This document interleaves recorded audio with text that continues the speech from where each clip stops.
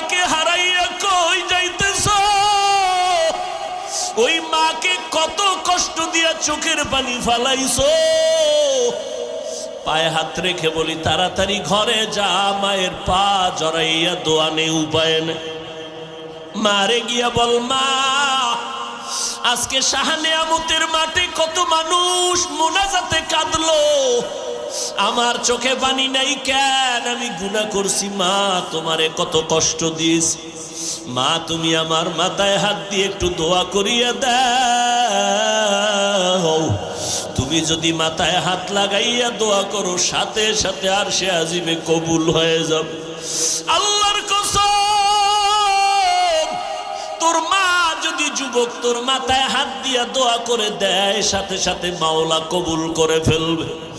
আর যার মা দুনিয়াতে নাই, বড় এতিম,